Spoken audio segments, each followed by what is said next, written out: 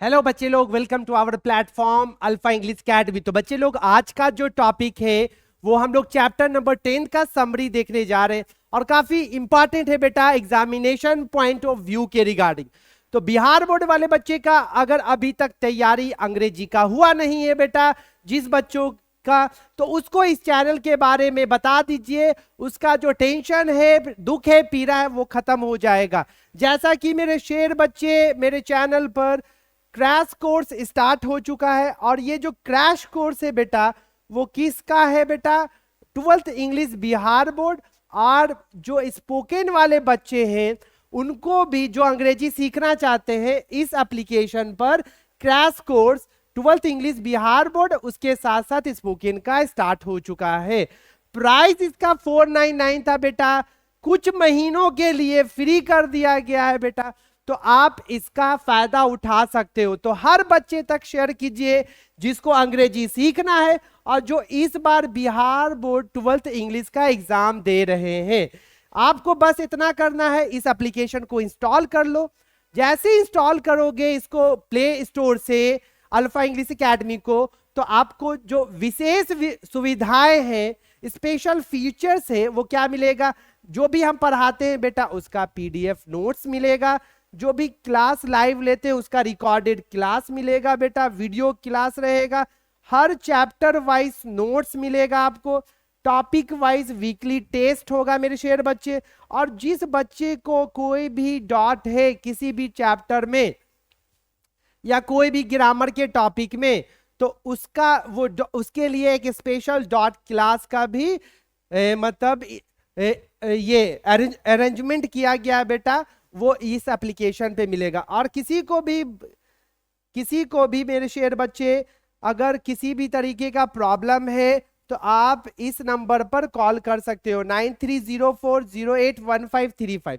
इस पे कॉल कीजिएगा तो डायरेक्टली हमसे बात होगा बेटा, जो भी प्रॉब्लम होगा उसका प्रॉपर सॉल्यूशन मिलेगा। यहां पर आने का मोटिव मेरा यही है कि जितना भी हो सके मैं अपने बच्चों की हेल्प कर सकूं। तो जो भी अंग्रेजी में जिस बच्चे को दिक्कत होता है, आपको इस प्लेटफॉर्म के बारे में, इस चैनल के बारे में बताना है। और एक चीज और मैं कहना चाहूंगा बाबू, जो बच्चे जिनका ग्रामर काफी वीक होता है, तो यहाँ पर क्लास 6 से 12th क्लास के बच्चों का ग्रामर का कंटेंट मिलेगा। उसके साथ साथ कंपटीशन वाले बच्चे जो है, जो आपके बड़े भाई बहन है, उसको भी इस चैनल के बारे में बताइएगा, तो कंपटीशन का जो भी कंटेंट है वो इस प्लेटफॉर्म पर उसको मिल जाएगा। और उसके लैंग्वेज में जो मैं पढ़ाता हूं बट बेटा, वो आपके लैंग्वेज में पढ़ाता हूं कि आपको अच्छे से समझ में आए। तो सारे चीजों को मेरे बेटे अच्छे से समझना है, सारे चीजों को अच्छे से समझते हुए आगे बढ़ना। आज का जो टॉपिक है मेरे लाल पीले, वो क्या है? आज का जो टॉपिक है समरी चैप्टर 10। और इससे पहले 1 to 9 चैप्टर का बेटा समरी, उसके साथ बेटा सब्जेक्टिव जो जो क्वेश्चन आता है, सब्जेक्टिव क्वेश्चन, उसके साथ साथ बेटा ऑब्जेक्टिव क्वेश्चन आएगा। तो वो 1 to 9 का समरी, सब्जेक्टिव और ऑब्जेक्टिव ऑलरेडी हो चुका है, आपके लैंग्वेज में बताया गया बेटा। जो भी समरी बता रहे हैं बेटा, हिंदी और इंग्लिश लैंग्वेज दोनों के माध्यम से, कि आपको समझ में आए। उसके साथ साथ सब्जेक्टिव क्वेश्चन, जो भी सब्जेक्टिव क्वेश्चन हम बता रहे, तो वो वैसा क्वेश्चन है जो आपके एग्जाम में आएगा। इधर उधर घूमने की, देखने की जरूरत नहीं है बेटा, बस जैसे हम गाइडलाइंस कर रहे हैं उस गाइडलाइंस को फॉलो कीजिएगा आप। Obviously nobody can stop you to secure 90+ marks. अगर 90+ नंबर अगर लाना चाहते हो अंग्रेजी में, और लगता है ये काफी बड़ा कठिन काम है, पहाड़ है, रॉकेट साइंस है, कुछ नहीं है बाबू, कोई तरह का परेशानी नहीं होगा। जो गाइडलाइंस दे रहे हैं इस चैनल से जुड़ जाइए, जो भी बताया जा रहा है उसको अच्छे से समझिए और प्रैक्टिस कीजिए, you will definitely get 90+ marks. चलते हैं बेटा समरी चैप्टर 10, इंडिया थ्रू अ ट्रेवलर्स आइज। अगर आपके एग्जाम में समरी आता है इंडिया थ्रू अ ट्रेवलर्स आइज का, तो आप कैसे लिखिएगा? आपके लैंग्वेज में बेटा पूरे वीडियो को, लेक्चर को अंत तक देखना है। तो सबसे पहले इंडिया थ्रू अ ट्रेवलर्स आई का मतलब क्या है सर? ट्रैवलर का मतलब क्या होता है बेटा? मुसाफिर होता है। जैसे चाइना के लिए हम ट्रैवलर हो जाएंगे, जापान के लोग अगर यहाँ पर आएंगे तो इस देश में, हमारे देश में बेटा, तो वो हमारे देश के क्या हो जाएंगे? ट्रैवलर हो जाएंगे बेटा। तो इंडिया को ट्रैवलर लोग मतलब पर्ल एस बक जो होती है यूनाइटेड स्टेट अमेरिका की बंदी होती है बेटा। तो इनके थ्रू ये इंडिया को कैसे समझती है, इनके अकॉर्डिंग इंडिया कैसा देश होता है, क्या समस्याएं हैं इंडिया में, क्या प्रॉब्लम है, वो एक मुसाफिर, एक ट्रैवलर, और ये एक पर्ल एस बक का विजन क्या है हमारे देश के रिगार्डिंग, उसके बारे में ये पूरे चैप्टर में बताया गया। सबसे पहले writer India through travellers eyes की राइटर कौन है? Pearl S Buck. इनका पूरा नाम क्या है बेटा? Pearl Sydenstricker Buck. इनका जन्म कब हुआ था बेटा? 26 जून 1892। कहां बेटा? अमेरिका में, यूनाइटेड स्टेट्स। देहांत कब हुआ था? 6 मार्च 1973 को इनका क्या हो गया था? देहांत हो गया था बेटा। वेल नॉन एज मतलब जानी क्यों जाती है बेटा? ये एन अमेरिकन राइटर के तौर पर और एक नॉवेलिस्ट के तौर पर ये जाने जाती हैं। इनको अवार्ड भी मिला था। वो कौन सा अवार्ड है बेटा? पुलित्जर प्राइज 1932 में। और नोबेल प्राइज इनको मिला था किसमें? साहित्य में, लिटरेचर में। कब मिला था बेटा? 1938। तो ये जो इंफॉर्मेशन है हर राइटर का बेटा, आपको डेट ऑफ बर्थ और एक्सपायरी डेट याद कर लीजिए। उससे ऑब्जेक्टिव क्वेश्चन हमेशा पूछता है। अवार्ड जैसा कि बताया, पुलित्जर प्राइज और नोबेल प्राइज इनको मिला था। कुछ इनका फेमस वर्क है, वो कौन कौन सा है बेटा? द गॉड्स अर्थ 1931 में लिखी थी, a horse divided, China sky और the child who never grew. तो ये सारा इनका बेटा क्या है? फेमस वर्क है पर्ल एस बक का। अब India through a travellers eyes, Pearl S Buck का कुछ इंपॉर्टेंट पॉइंट इस चैप्टर में वो क्या कहना चाहती हैं। इंडिया थ्रू अ ट्रैवलर्स आई एक तरह का एक्सट्रैक्ट अंश जो लिया गया है, एक माई सेवरल वर्ल्ड से लिया गया। किससे लिया गया बेटा? माई सेवरल वर्ल्ड। अगर बोला जाएगा India through a traveller eyes किसका अंश है, तो आप बोलिएगा माई सेवरल वर्ल्ड्स। मतलब ये जो राइटर जो होती है ना, इनको ट्रैवलिंग का शौक होता है, हर देश ये घूमने जाती है। तो इस जो चैप्टर में इंडिया के बारे में बताया गया है, इनका पर्ल एस बक का बेटा, पर्ल एस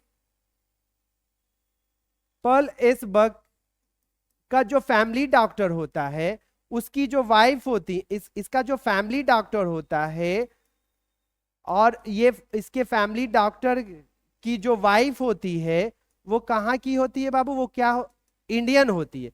तो इसकी फैमिली डॉक्टर की वाइफ जो इंडियन होती है, उनसे इनको पता चलता है इंडिया के बारे में कि इंडिया के लोगों का लाइफ स्टाइल क्या है, उनका क्या माइंड सेट है, और वो उनसे ये पता चलता है, और वो इनको ये सजेस्ट करती है पर्ल एस बक को कि आप हर देश घूमने जाती हो ना, एक बार मेरे देश में भी जाओ, घूम के आओ। आप जैसे ही जाओगे ना तो आपको काफी अच्छा लगेगा। हमारे देश में हर चीज पाया जाता, हर तरीके का इन्वायरमेंट मिलेगा, लैंग्वेज मिलेगा, तरह तरह के लोग मिलेंगे।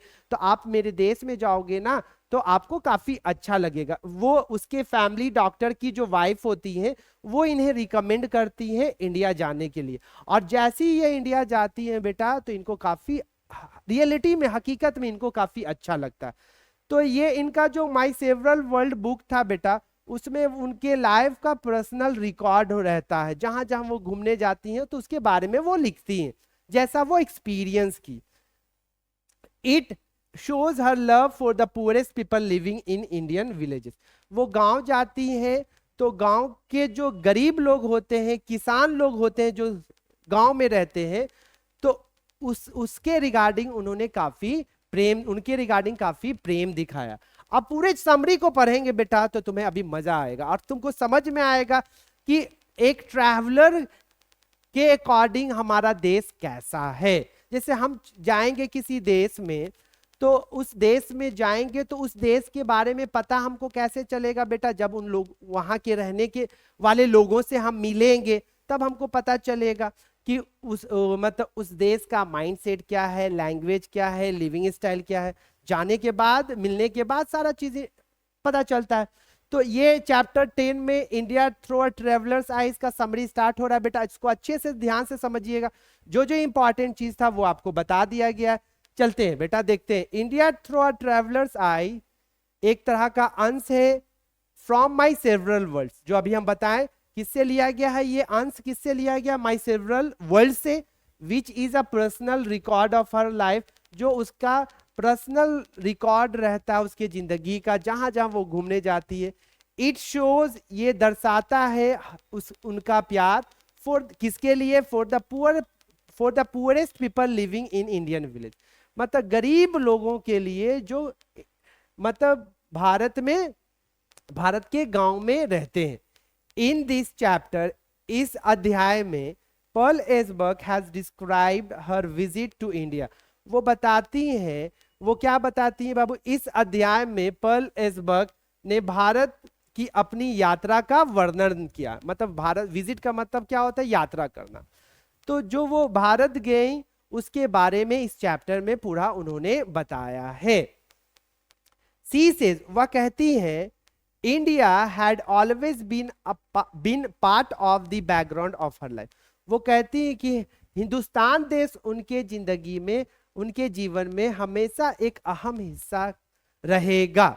उनको काफी अच्छा लगता है बेटा, पूरा चैप्टर बताएंगे ना तो तुमको पूरा समरी अभी समझोगे तो तुमको समझ में आएगा क्यों ये हर देश जाती हैं, लेकिन इनको इंडिया जैसी ये विजिट करती है, इंडिया देश में आती हैं तो इनको काफी अच्छा लगता है और ये उनके लाइफ का एक अहम हिस्सा बन जाता है। चलिए, सी हैड हर्ड, उनको पता चलता है किसके बारे में, इंडिया के बारे में, फ्रॉम हर फैमिली डॉक्टर, जो हम स्टार्टिंग में बताया था। इसका जो एक फैमिली डॉक्टर होता है, उसकी जो wife and his wife who were Indian, family doctor की जो वाइफ होती है बेटा वो इंडियंस होती है, वो भारतीय होती है। तो वो इंडियंस, वो जो उसकी वाइफ होती है उसके थ्रू इसको पता चलता है इंडिया देश के बारे में। She had also learn Buddhism, और वो बुद्धिज्म भी सीखती है, और बुद्धिज्म के साथ साथ बेटा and the life story of Lord Buddha, और बुद्धिज्म के साथ साथ जो लाइफ स्टोरी होता है जो लॉर्ड बुद्धा का, उसके बारे में भी वो जानती है। द राइट, और ये लॉर्ड बुद्धा के बारे में, अब बुद्धिज्म के बारे में बेटा इनको पता क्या चलता है, इनको अपने पिताजी से पता चलता है। इनके जो पिता होते हैं पर्ल एसबर्ग के, वो उनको बुद्धिज्म धर्म के बारे में और लॉर्ड बुद्धा के लाइफ के बारे में बताते हैं। और जैसे ही उनको लॉर्ड बुद्धा के लाइफ के बारे में बताते हैं ना, तो काफी इंस्पायर होती हैं उनके विचारों से, लॉर्ड बुद्धा के विचारों से, क्योंकि वो एक मतलब बुद्धिज्म धर्म के वो भगवान माने जाते हैं, और उनका जो थॉट था वो थॉट काफी इनको प्रोडक्टिव और इंफॉर्मेटिव लगता है, तो काफी इंस्पायर होती है। और वो बुद्धिज्म धर्म के बारे में, लॉर्ड बुद्धा के बारे में इनको कैसे पता चलता है, उनके पिताजी से पता चलता। और इंडिया देश के बारे में कैसे पता चलता है बेटा, जो फैमिली डॉक्टर जो होता है उसकी वाइफ जो होती है वो इंडियंस होती है, तो उनसे उनको इंडिया देश के बारे में पता चलता है। अब the writer had come to India, जो लेखक है, लेखिका है, वो इंडिया आती है not to see the Taj Mahal. बहुत सारे लोग एक देश से दूसरे जगह, एक जगह से दूसरे जगह घूमने जाते हैं, तो वहां के लोगों से थोड़ी मिलने जाते हैं, अपने टाइम को एक्सपेंड करने जाते हैं, जगह हिस्टोरिकल प्लेस में जाते हैं, जिससे वो खुद को इंटरटेन कर सके, राइट। तो यहां पर ये जो मतलब अमेरिका से इंडिया आई थी, ताजमहल देखने के लिए नहीं आई थी, नहीं कि ना कि फतेहपुर सीकरी को देखने के लिए आई थी, और एनी हिस्टोरिकल प्लेस और कोई ऐतिहासिक जगह को इनको देखना था, उसमें रुचि था, उसके लिए आई थी, इसके लिए नहीं आई थी। अगर क्वेश्चन आएगा कि वो इंडिया विजिट की पर्ल एसबर्ग, तो वो क्यों आई थी, ताजमहल देखने या फतेहपुर सीकरी या कोई हिस्टोरिकल प्लेसेस को नहीं, तो इसको देखने के लिए नहीं आई थी। उनका जो मिशन था, हर कहने का मतलब बेटा राइटर का, पर्ल एसबर्ग का जो मिशन था was to see and listen to young intellectuals of Indian cities and peasant in the village। उनका जो मिशन था, उनका जो मुद्दा था भारत देश आने का, वो जानना था कि जो भारत के यूथ है, जो यंग युवा जो है, युवा जो बुद्धिजीवी है, वो कैसे, उनका माइंडसेट कैसा है, जो शहर में रहते हैं एंड और पीजेंट का मतलब होता है वही बेटा किसान जो गांव में रहते। इन दोनों का लाइफ स्टाइल माइंडसेट क्या है इसको जानने के लिए आई थी। देखो बेटा, एक सुन के लोग जानता है और एक जाके आंख से देखकर टाइम एक्सपेंड करके जानता है। तो जो जब जाके तुम किसी चीज को एक्सपीरियंस करोगे ना तो उसका अलग मजा आएगा। तो ये जाती है भारत देश ना ताजमहल देखने के लिए, फतेहपुर सीकरी या कोई हिस्टोरिकल प्लेस। उनका मिशन होता है यूथ को यूथ के मेंटेलिटी को समझना है और जो भारत में जो गांव के जो किसान होते हैं उनको समझने के लिए वो वहां जाती हैं। और किसी देश के बारे में जानना, अगर हमें किसी एक बहुत बड़े महान व्यक्ति कह के चले गए, अगर किसी व्यक्ति के बारे में जानना है ना तो उसको बोलो कि वो अपने 5 दोस्त से मिलाए। आप किसी व्यक्ति के बारे में जानना चाहते हो तो उसके 5 दोस्त से मिल जाओगे तो उसके बारे में आपको पता चल जाएगा। इंसान जैसा होता है वैसे ही वो दोस्त बनाता है, वैसे जगह पे रहना चाहता है। तो आपके 5 दोस्तों से पता चल जाएगा आपके बारे में। अगर किसी देश के बारे में जानना है बेटा तो किससे पता चलेगा? यूथ से पता चलेगा। और सबसे बड़ी चीज है कि बाबू, सबसे बेहतर चीज क्या है हमारे देश का कि हमारे देश का जो मेजोरिटी पॉपुलेशन है, आबादी है, वो यूथ की है बेटा। अगर कोई यूथ को सही तरीके से गाइड करेगा प्रोडक्टिव वे में, नादर देन डिस्ट्रक्टिव वे, तो ऑब्वियसली बाबू हमारा देश काफी आगे बढ़ेगा। तो यूथ का बहुत बड़ा रोल होता है। तो अभी के जो हमारे यूथ है, डोंट यू थिंक सो, कहीं ना कहीं ऐसा नहीं लगता है वो सही रास्तों से उन्हें भटकाया जा रहा है और वो भटक भी रहे। तो उनको समझना चाहिए कि एज ए यूथ मेरा क्या रिस्पॉन्सिबिलिटी, दायित्व है, मुझे अपने देश के लिए, खुद के लिए क्या करना चाहिए। तो किसी देश के बारे में जानना है तो उस देश के लोगों से आप बात कीजिए, आपको पता चल जाएगा। युवा से बात कीजिए, आपको पता चल जाएगा वो कैसा देश है। तो इनको पता था कि अगर इंडिया देश के बारे में जानना है तो ये 2 जगह इनको विजिट करना पड़ेगा। सी फॉन्ड वो पाती है क्या, 1000 of young intellectuals trend in English. बहुत सारे यंग इंटेलेक्चुअल्स को इंग्लिश स्कूल में ट्रेंड किया जाता है। वर जॉबलेस इन इंडिया, इंग्लिश में ट्रेंड किया जाता है, उनके पास नॉलेज होता है, टैलेंट होता है बेटा, उसके बावजूद भी वो जॉबलेस होते हैं। अब वो अभी देखो, वो कब की बात है और अभी तक यही चला आ रहा है। जो प्रथा था वो अभी तक चला आ रहा है बेटा, कोई इसको चेंज नहीं कर रहा। क्यों नहीं हो रहा है? आप सोचिए, अच्छे लीडर आएंगे, आप एडुकेटेड हो जाओगे, आप समझदार हो जाओगे तो लोग आपको बेवकूफ नहीं बनाएगा। जब लोग आपको बेवकूफ नहीं बनाएगा बेटा तो आप बेवकूफ नहीं बनोगे, तो ऑब्वियसली आप एक अच्छे इंसान बनोगे। जब अच्छे इंसान बन जाओगे तो ऑब्वियसली बेटा देश का क्या होगा, भला होगा। तो यहां पर इनको क्या दिखा कि बहुत सारे बुद्धिजीवी जो है, युवा है, वो पढ़े लिखे हैं, उनको अच्छे स्कूल में ट्रेंड किए गए, लेकिन उसके बावजूद भी जॉबलेस है। अभी के डेट में देखो बेटा, बहुत सारे लोग हैं, they have a knowledge, degree, talents, everything, but they are wandering here and there in search of getting good job, in search of getting handsome salary. What is the reason behind it बाबू? क्योंकि यहाँ पर company नहीं है बाबू, IT company हर जगह नहीं है, कुछ सेलेक्टेड ही जगह है। अगर हम अपने देश की बात करें, जैसे बैंगलोर हो गया, साउथ साइड में चेन्नई हो गया बाबू, मुंबई हो गया, दिल्ली हो गया, कुछ ही सेलेक्टेड जगह है। अगर हर जगह आईटी कंपनी हो जाएगा बाबू, फैक्ट्री होगा, कंपनी होगा, इंडस्ट्रीज होगा, तो रोजगार मिलेगा। तो इसके बारे में कौन सोचता है बाबू? कोई नहीं सोचता है। तो इनको क्या दिखा जब ये देश आई हमारे, तो देखा कि बहुत सारे लोग पढ़े लिखे तो हैं, इंग्लिश स्कूल में ट्रेंड भी किए गए हैं, इंग्लिश बोलना आता है, लेकिन जॉबलेस है। The writer stayed with an Indian family. अब राइटर किसके साथ ठहरती है, रुकती है बेटा? एक भारतीय परिवार के साथ। फैमिली का मतलब क्या होता है? परिवार के साथ। इन अ विलेज, कहाँ? गांव में। अब बेटा इसको पैसे की कमी थी? नहीं, पैसे की तो कमी नहीं थी, लेकिन इसको भारत देश के बारे में अच्छे से जानना था। तो इसको पता था कि अगर हम होटल में स्टे करेंगे ना तो हम जो हकीकत में ग्राउंड लेवल में जो चीज जानना चाहते हैं वो जान नहीं पाएंगे। इसके लिए मुझे मतलब कि मत गांव में गांव के परिवार के साथ रहना पड़ेगा, तब जो हम जानना चाहते हैं उनसे हमको पता चलेगा। तो वो गांव में भारतीय किसान के फैमिली के साथ, भारतीय परिवार के साथ रहती हैं। Indians had great rewards for great main and great women. इनको पता चलता है कि जो हमारा जो देश है बेटा, यहाँ पर ग्रेट मैन और ग्रेट वोमेन, कितने महान पुरुष महिलाएं आई हैं और अपना योगदान देके चली गई हैं बाबू। हमको सीखना चाहिए। भगत सिंह हो गया, सुभाष चंद्र बोस हो गए, महात्मा गांधी, जाकिर हुसैन, APJ अब्दुल कलाम बाबू, रिसेंटली रतन टाटा जी। तो ये सब रतन थे जो हमारे देश में आए और देश का नाम रोशन करके कुछ करके चले गए। और बहुत सारी महिलाएं भी हैं जो देश के लिए की। तो बहुत नाम इतना है कि बेटा गिनती कम पड़ जाएगा। लेकिन हम अपने लोगों से, जो हमारे देश ऊपर वाले ने जो हमें इन मतलब रतन और इतने महान महान व्यक्ति आए, इनसे हम इंस्पायर नहीं होते। और कुछ तो महान लोग ऐसे हैं जो गांधी जी को और बहुत सारे नेता लोग को जो हमारे देश के लिए किए, उनको अब शब्द भी कहते हैं।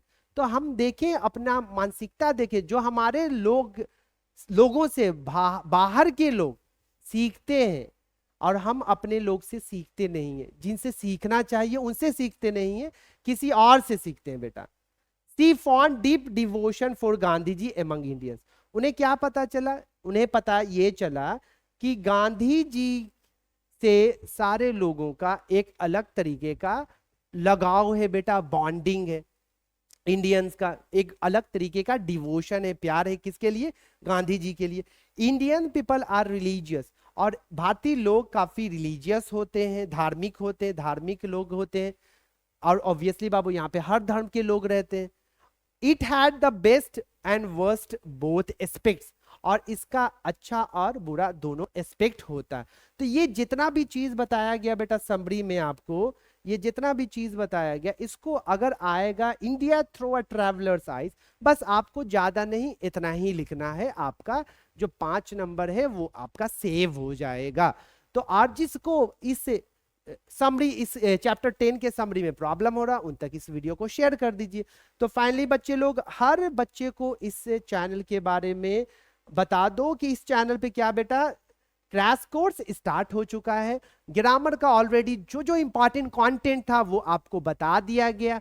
उसके साथ साथ बाबू लिटरेचर का सीरीज चल रहा है, प्रोज जैसी प्रोज का पूरा chapter subjective summary objective complete हो जाएगा, उसके बाद हम पोएट्री पे जंप करेंगे मेरे शेर बच्चे।